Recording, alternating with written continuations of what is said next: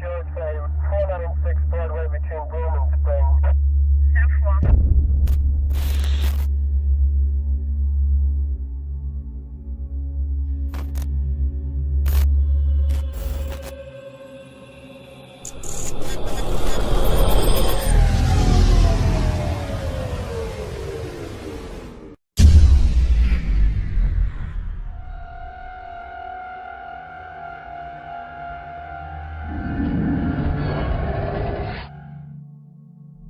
The National Guard and other agencies in Wisconsin will test its preparedness and communication in 5 northeast Wisconsin counties over 3 days in Midway.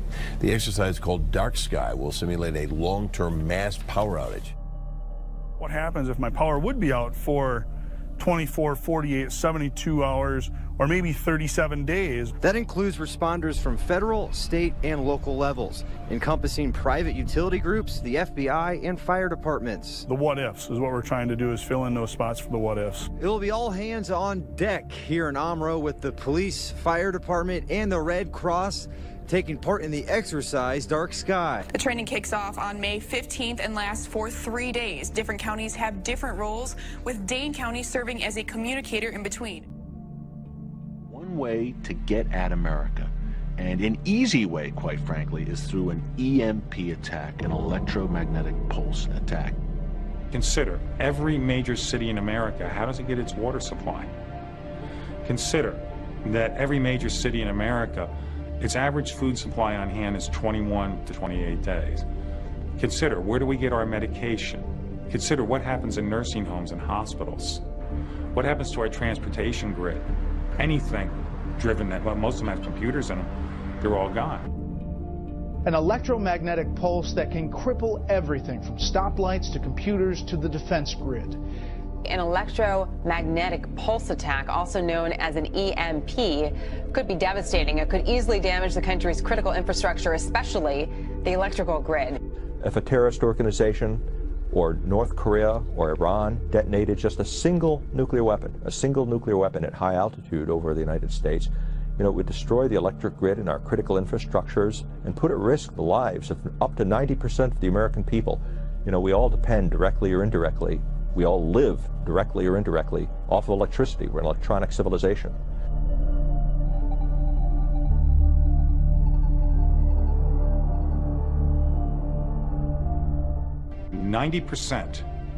Let me repeat that, 90% of all Americans will die within 12 to 18 months after an EMP event. This study was done in 2008. Has anything been done since? No. If it sounds far-fetched, consider that last July, a steamer owned by Iran's ally, North Korea, was found in Panama hiding nuclear-capable SA-2 missiles under 10,000 tons of sugar. Experts believe Russia has given EMP technology to North Korea. In our highly connected, just-in-time, efficient technological civilization, to cause chaos that could cause tens of millions of Americans to die before it's sorted out. Tens of millions? Tens of millions, because if you have no electric power for 6 months to a year, you have no food delivery, you have no gasoline, you have no water. You think about that, it's pretty bad. Well, that's a horrifying possibility. How are we protecting against that happening? We're not.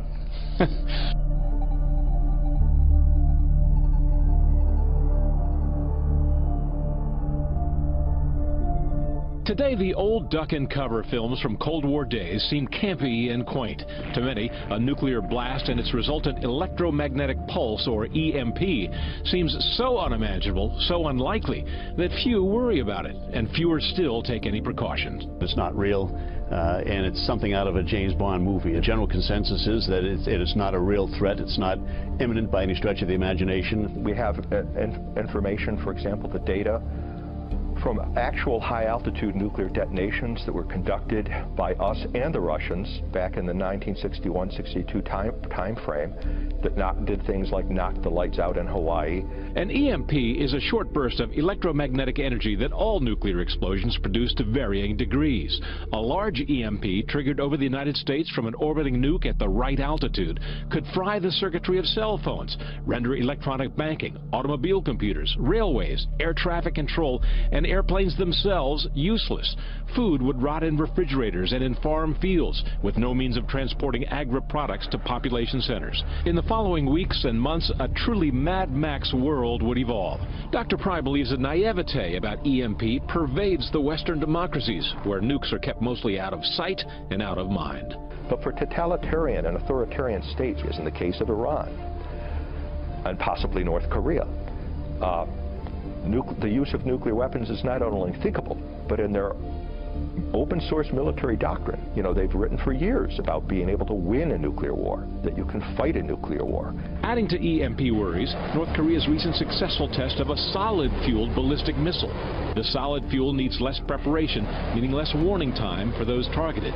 In addition, North Korea also has at least 2 observation satellites that orbit over the U.S. at an altitude ideal for an EMP attack. If the lights went out, it's more than just the lights. Explain what could actually happen to people if there's a massive cyber attack. Well, in a place like Manhattan, for example, if the power goes out, you know how the fire department and the police spend the first couple of days? Getting people out of stalled elevators. You're talking about a community of, what, 8 million people? The food in a place like Manhattan would run out in a couple of days. New York State has several million MREs, meals ready to eat. But when you take several million and you divide it by 8 million, you're talking about maybe a 2 or 3 day food supply. What happens on day 4? If someone exploded a high-altitude nuclear weapon over the United States, the electromagnetic pulse would affect all the electronics within line of sight of that burst. Were the blast to occur high enough, the entire continental United States would be left with no electric power or the things that depend on electric power. Medical services wouldn't be available because they needed electric power. Telephones wouldn't work. The traffic lights would stop working. Big traffic jam. Transportation would be shut down. Electronic funds transfer wouldn't work, so you wouldn't get your paycheck. You wouldn't be able to use your credit card. Food stocks would run out very quickly. Everything we know about life today that makes it convenient and efficient would be shut down. The day after an EMP attack, the configuration of the country would be more like that around 1800. The problem is that the country had a very small population at that time compared to the 300 million people who live here today. There would be a real challenge to keeping our population even alive, much less strong and viable after a high-altitude EMP event. 6-4, Mike, affirmative. Left turn on 702.